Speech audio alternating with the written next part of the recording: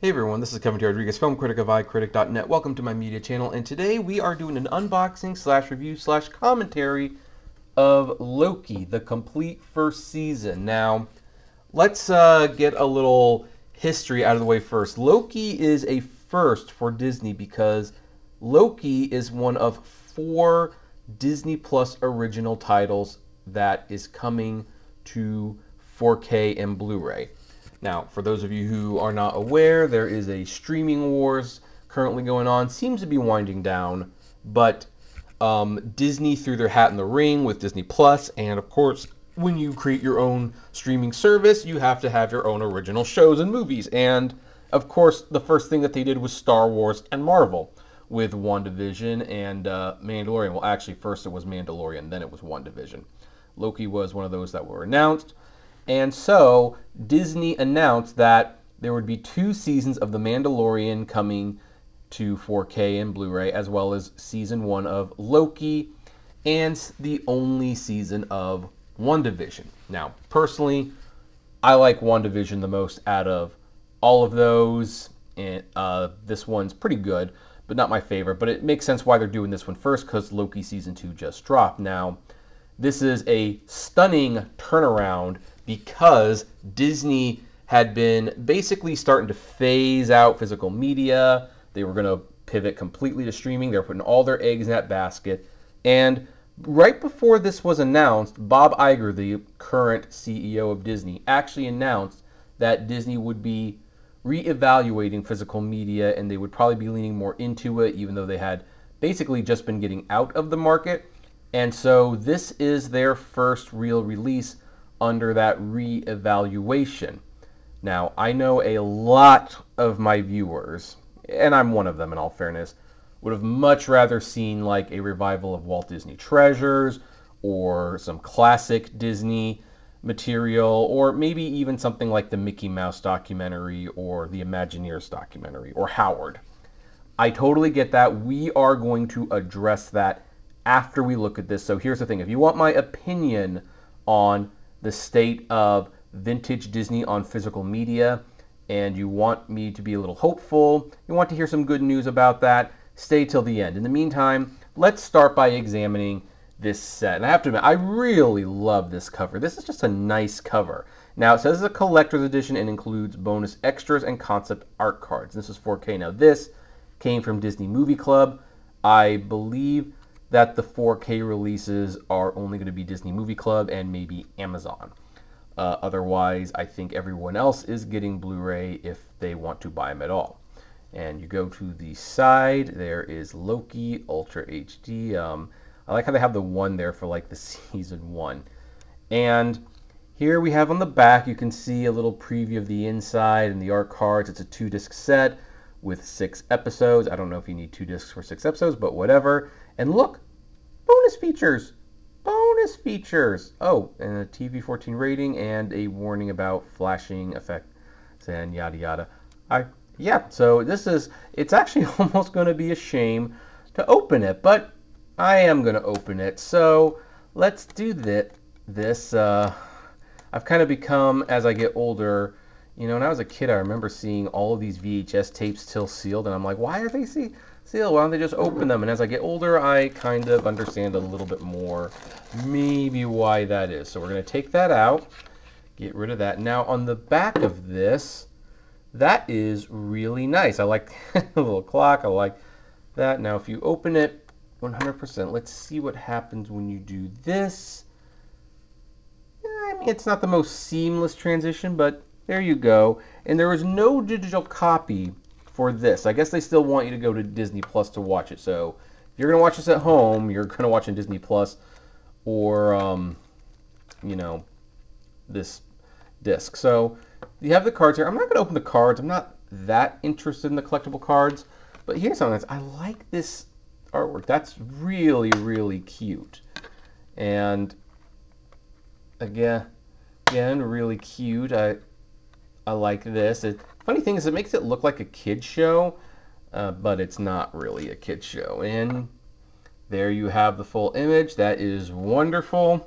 So let's put this stuff back and let's talk about why this release and vintage Disney, all that jazz. Because here's the thing. The fact that Disney was on the verge of giving up on physical media and then to announce this as well as 3 other titles was huge. That was absolutely some of the best news that could have come from Disney in a while. But, and let me adjust this just a little bit, you do have people on, X, they're still known as Diz Twitter, complaining about, oh, look, of course, Bob Iger is leaning into Marvel, he's leaning into Star Wars, we're never getting our vintage Disney stuff, or we're getting the classic cartoon. Look, okay, folks, let's put some things into perspective, because if there's something I think a lot of Disney fans seem to overlook, especially fans of vintage stuff by Walt Disney and other things, some of those old vintage stuff is 50 to 80 years old. It's just really, really old. And physical media sales are on the decline. Keep in mind, Disney was this close to getting rid of physical media altogether. Just not doing it anymore. We're talking no Pixar, no Disney, no Australia. Nothing. Absolutely nothing. And that isn't good whether you like the stuff or not. A running joke I have on X is whenever someone says this is the worst thing I've ever seen, I always retweet them and say, watch Freddy Got Fingered and call me in the morning. And here's the thing, even though that is like one of the worst movies of all time, and it's legitimately bad, you feel unclean watching Freddy Got Fingered. I still would advocate for Freddy Got Fingered to be accessible rather than not. The path Disney was going down, their stuff was going to become very inaccessible. So this is nothing but good. And here's the thing. Here is why, if you are a fan of vintage Disney content, you should buy this. Because of course they're going to release the Marvel and Star Wars stuff first.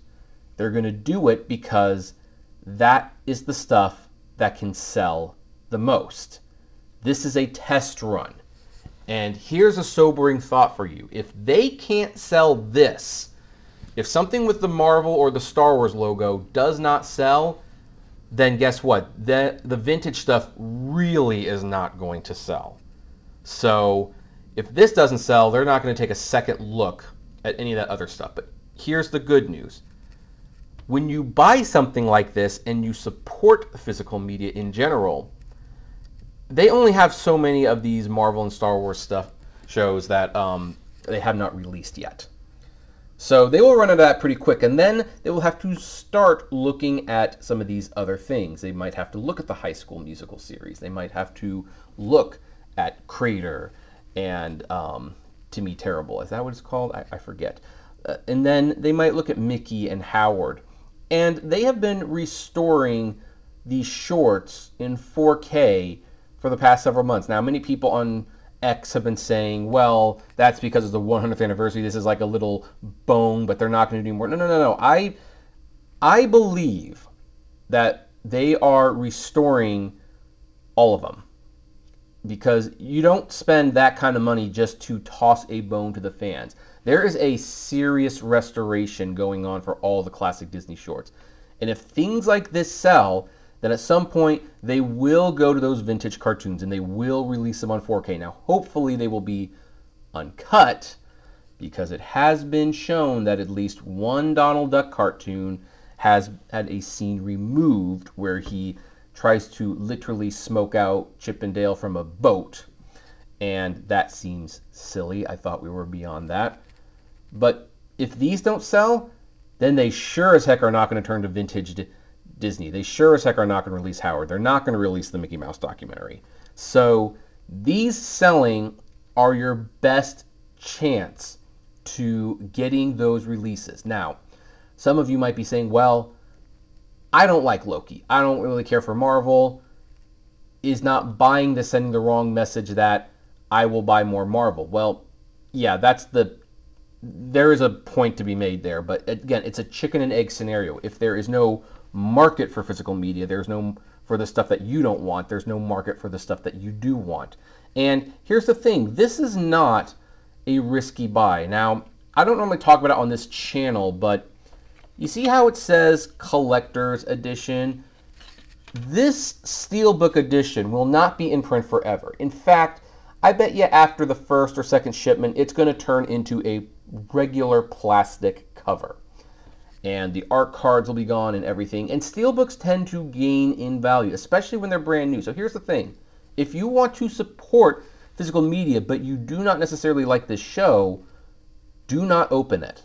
And I can almost certainly guarantee you a year or so down the line, this will be worth double, if not triple, what you paid for it. So consider it an investment. You are investing on two fronts. You are, first of all, investing in Disney continuing to release physical media, and then you are investing in yourself because this will eventually be sellable. I mean, look, the Walt Disney Treasure series, I know that those had a finite number on them in the first place, but the thing is, when they first came out, you could pretty much see them anywhere, and then one day they just weren't there, and when people realized they had missed the boat, they were willing to pay out a lot of money. And don't scoff saying like, well, Marvel's not collectible, old Disney stuff. No, no, no. Marvel is the king of collectors.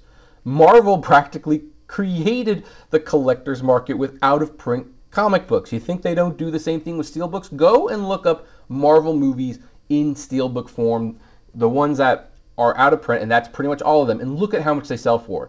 And you cannot look at me and tell me that that is what that disc costs when they first bought it. No, no, no. So this will almost certainly go up in value.